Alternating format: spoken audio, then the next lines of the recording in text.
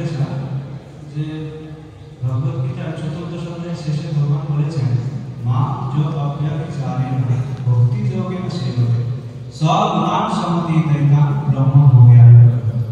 অর্থাৎ এখানে বুঝতে পারছি যে যিনি অব্যভিচারী ভক্তি যোগ অনুসরণ করেন তিনি ভগবানের সেই ত্রিগুণের স্তরের গতিতে যেতে পারবেন, অর্থাৎ শুদ্ধ সত্যগুণ যেটা বলা হচ্ছে। আর এখানে প্রভুপাদের লেকচারে যে পয়েন্টে এসেছে যে সেই শুদ্ধ সত্যগুণ আসার পর তারপর ভক্তি জীবন আমাদের শুরু হয়, ভক্তি জীবন শুরু হয়। তো এই দুটো আমার কাছে একটু অসামঞ্জস্য মনে হচ্ছে, আমাদের বিষয়টা বিস্তারিত করবেন। তো যখন আমরা ভক্তি করি দুটি ভক্তির দুটি স্তর রয়েছে, সাধন স্তর আর অনুসিদ্ধি স্তর, দুটি শুদ্ধ ভক্তি। কিন্তু যখন কেউ শুদ্ধ ভক্তি সাধন স্তরে থাকে তখন তার মধ্যে গুণের প্রভাব অনর্থ থাকে। যদিও ভক্তিটা শুদ্ধ, যেমন আমরা হরিনাম করছি, হরিনামটা শুদ্ধ অপ্রাকৃত, কিন্তু যে জপ করছে সে সাধক এখনো অপ্রাকৃত হয়, তার মধ্যে গুণের প্রভাব রয়েছে, তার মধ্যে অনর্থ রয়েছে। কিন্তু যদি আমরা সেই শুদ্ধ ভক্তি করে যাই তাহলে আস্তে আস্তে আদর শব্দ সাধু শব্দ ভজন ক্রিয়া অনর্থ নিবৃত্তি নিষ্ঠা রুচি আসক্তি ভাব এবং প্রেম, এবং প্রেম স্তরে আমরা যাবো তখনই আসল ভক্তি শুরু হয়। আর বহুবার বলছেন আসল ভক্তি কখন শুরু হয়? যখন আমরা ভগবত ধামে প্রবেশ করি। এই ভক্তিটা হচ্ছে সবসময় শুরু, ভক্তিটা কখনো শেষ। ঠিক আছে, হরে কৃষ্ণ।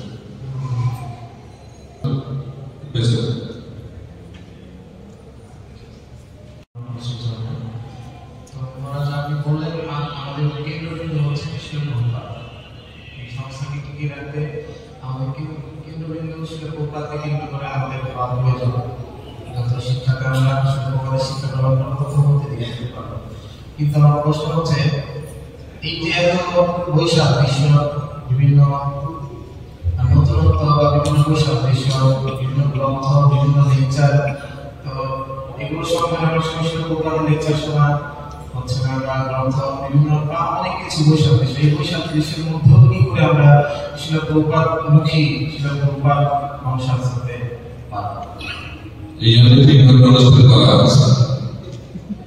কারণ আমাদের স্বাভাবিক প্রবণতা হচ্ছে আস্তে আস্তে কেন্দ্র থেকে সরে যাওয়া, এটা হচ্ছে বদ্ধ অবস্থার লক্ষণ। প্রথমে আমরা ভক্তি করি এবং ভক্তি জীবনে আসে বহুবার কেন্দ্রবিন্দুতে থাকে, তারপরে ধীরে ধীরে ধীরে ধীরে অন্য কিছু কেন্দ্রবিন্দু হয়ে যায়, তখনই জীবনে সমস্যা আসে। এই জন্য এই অনুষ্ঠান করা হচ্ছে, আরো করা হবে, যাতে করে আমাদের চেতনা সবসময় প্রভুপাদ কেন্দ্রিক থাকে। কারণ বৈচিত্র্য থাকতে পারে, বৈচিত্র্যটা হচ্ছে চিন্ময় জগতের বৈশিষ্ট্য। বলা হচ্ছে variety is the mother of enjoyment. তো ভগবান বৈচিত্র্য চায়, চিন্ময় জগৎ অসীম বৈচিত্র্য, কিন্তু কেন্দ্র বিশ্ব। সবাই বিভিন্ন ভাবে ভগবানের সেবা করছে, কিন্তু উদ্দেশ্যটা হচ্ছে কৃষ্ণকে সন্তুষ্ট। ঠিক একইভাবে আমাদের ইস্কনে অনেকেই অনেক কিছু আমরা করতে পারি, অনেকেই অনেকের আনুগত্যে থাকতে পারে, কিন্তু কেন্দ্রবিন্দু হচ্ছে তাহলে কি হবে? আমরা একত্রিত ভাবে থাকবো। প্রভুপাদ বলেন ইউনিটি ইন ডাইভার্সিটি, বৈচিত্র্যের মধ্যে ঐক্য। কিন্তু বৈচিত্র্যের মধ্যে যদি কোনো কেন্দ্রবিন্দু না থাকে, বৈচিত্র্যের ফলে বিভাজন হবে, ঐক্য থাকে, ডিসইউনিটি। তাই প্রভুপাদ হচ্ছে ইউনিফাইং ফ্যাক্টর। প্রভুপাদকে যখন কেন্দ্রে রাখবো তখন আমাদের সোসাইটি একত্রিত থাকে, আর প্রভুপাদ যদি কেন্দ্রে না থাকে তাহলে সোসাইটি বিভাজিত হবে। ঠিক আছে? তাই যারা প্রভুপাদকে কেন্দ্র করে জীবনযাপন করে তাদের সঙ্গে যদি আমরা থাকি, তাদের সঙ্গে যদি আমরা সেবা করি, তাহলে আমাদের চেতনা প্রসার করতে হবে। হরে কৃষ্ণ।